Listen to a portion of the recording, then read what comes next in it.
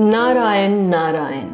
मैं हूँ कथाकार अनुराधा और हर हफ्ते लाती हूँ आपके लिए पौराणिक पॉडकास्ट के माध्यम से ऐसी कहानियाँ जो हमारे सनातन संस्कृति और सभ्यता से जुड़ी हुई हैं। कहानी शुरू करने से पहले मैं आपको बता दूं कि अंत में आपके लिए कुछ सरप्राइज है, तो अंत तक मेरे साथ बने रहें।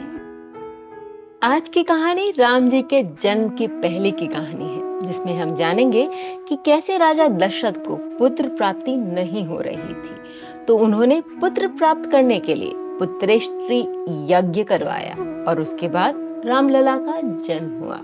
तो चलिए शुरू करते हैं आज का पौराणिक पॉडकास्ट। कौशल नाम के प्रसिद्ध जनपद में पुण्य सलिला सरयू के तट पर अयोध्या नाम की पावन नगरी है। इसको प्रारंभ से ही एक से एक धर्मात्मा सूर्यवंशी राजाओं की राजधानी होने का गौरव प्राप्त हुआ है।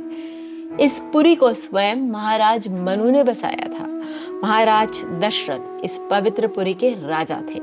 वे चक्रवर्ती सम्राट, वेदों के प्रकांड विद्वान, दूरदर्शी और महान तेजस्वी थे।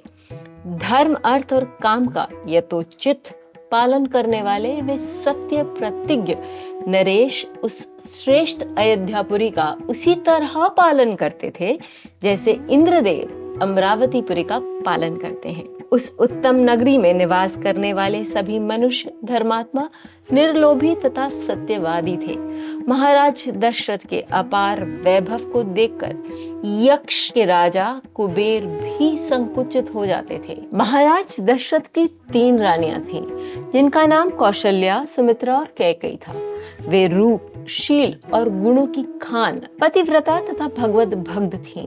बहुत दिनों तक महाराज दशरथ को कोई पुत्र नहीं हुआ। चौथापन आ पहुंचा। अब एक दिन महाराज दशरथ पुत्र के अभाव से अत्यंत दुखी हो गए। उनका मन ग्लानि और क्षोभ से भर गया। फिर वे इस समस्या के समाधान के लिए अपने गुरु श्री वशिष्ठ के पास पहुंचे। वहां पहुंचकर उन्होंने गुरु और गुरु पत्नी को साष्टांग प्रणाम किया। एकांत प्राप्त कर उन्होंने गुरु से निवेदन किया, प्रभु, गृहस्थ धर्म स्वीकार करने का मुख्य उद्देश्य सृष्टि की परंपरा को आगे बढ़ाने के लिए योग्य पुत्र उत्पन्न करना है। मनुष्य को पूत नाम के नरक से मुक्ति दिलाने के कारण ही उसे पुत्र कहा जाता है। पुत्र के द्वारा ही पितरों का तर्पण होता है तथा कुल धर्म की शाश्वत परंपरा का निर्वाह होता है। इसलिए समाज को योग्य पुत्र प्रदान करना गृहस्थ का परम धर्म है। मैंने भी इस लक्ष्य को प्राप्त करने के लिए 1 नहीं 3 विवाह किए, परंतु मेरी अभिलाषा अभी तक अधूरी ही है। जीवन का संध्या काल, चौथापन आ पहुंचा है। अब तो मुझे आपकी कृपा का ही सहारा है। गुरुदेव, आप शीघ्र ही कोई ऐसा उपाय बताने की कृपा करें जिससे अयोध्या के इस राज सिंहासन के लिए किसी योग पुत्र की प्राप्ति हो और मेरे मनोरथ की सिद्धि हो। गुरु वशिष्ठ ने कहा, राजन, चिंता न करो। अब अत्यंत शीघ्र ही तुम्हें पुत्र रत्नों की प्राप्ति होगी। विभांडक ऋषि के पुत्र भृंगी ऋषि वेदों के पारगामी विद्वान हैं। तुम उन्हें बुलवाकर पुत्रेष्टि यज्ञ का आयोजन करो। तुम्हारा निश्चय ही कल्याण होगा। गुरु वशिष्ठ की आज्ञा स्वीकार कर महाराज दशरथ ने श्रृंगी ऋषि को बुलवाया। वे बड़े ही मेधावी थे। श्रृंगी ऋषि ने कहा, महाराज, मैं आपको पुत्र प्राप्त करवाने के लिए अथर्व वेद के मंत्रों द्वारा पुत्रेष्टि नामक यज्ञ कराऊंगा। ऋषि के अनुसार महाराज दशरथ ने तत्काल यज्ञ के लिए सारी सामग्री सुलभ कर दी। तेजस्वी ऋषि ने पुत्र प्राप्ति के उद्देश्य से पुत्रेष्टि नामक यज्ञ प्रारंभ किया और शत विधि के अनुसार अग्नि में आहुति डाली। सभी देवता, सिद्ध, गंधर्व, महर्षिगण विधि के अनुसार अपना अपना भाग ग्रहण करने के लिए यज्ञ में एकत्र हुए। श्रृंगी ऋषि के आहुति डालते ही स्वयं अग्नि देव एक विशालकाय पुरुष के रूप में यज्ञ के कुंड से प्रकट हुए।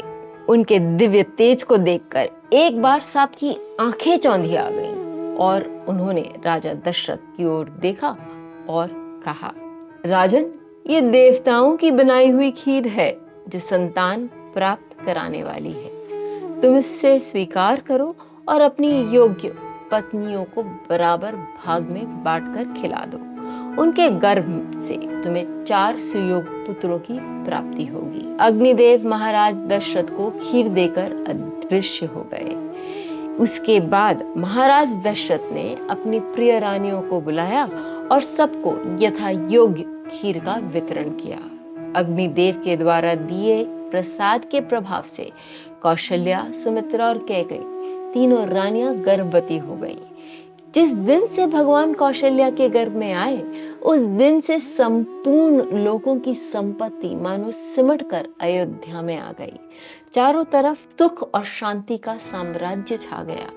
भगवान का अंश सुमित्रा और कैकेयी के गर्भ में भी आ चुका था, इसलिए सब रानियां शोभाशील और तेज की खान दिखाई पड़ने लगी। आखिर प्रतीक्षा की घड़ी आ पहुंची।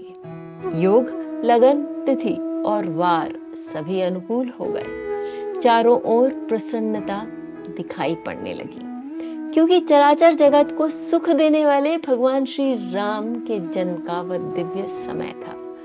चैत्र मास के शुक्ल पक्ष की नवमी तिथि थी। पुनर्वसु नक्षत्र था। शीतल, मंद और सुगंधित वायु बह रही थी। नदियां स्वच्छ हो गई थीं। सभी देवता विमल आकाश में उपस्थित हो गए। गंधर्व भगवान का गुणगान कर रहे थे। देवता लोग हाथ जोड़कर भगवान की प्रार्थना कर रहे थे और आकाश से पुष्प की वर्षा कर रहे थे।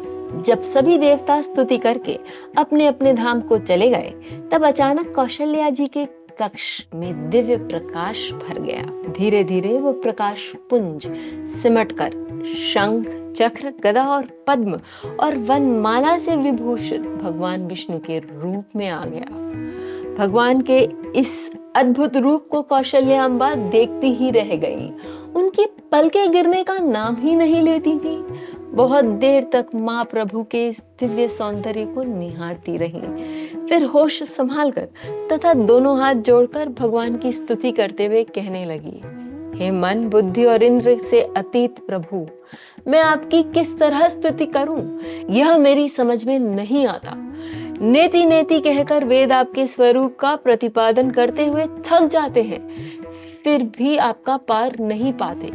मैं अबोध नारी भला आपकी क्या स्तुति कर सकती हूँ। आप करुणा के समुद्र और सभी गुणों के केंद्र हैं। यह आपकी परम कृपा है कि आप अपने भक्तों से अत्यंत प्रेम करने वाले हैं और मेरे हित के लिए प्रकट हुए हैं। आज मैं आपके इस दिव्य स्वरूप को देखकर धन्य हो गई।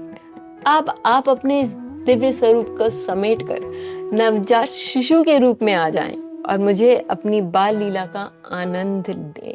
कौशल्या अम्बा की विनती सुनकर प्रभु शिशु के रूप में आ गए और अपने रुदन से महल को गुंजा दिया। फिर क्या था, दासियों के माध्यम से पूरी अयोध्या में कौशल्या अम्बा को पुत्र होने का समाचार फैल गया।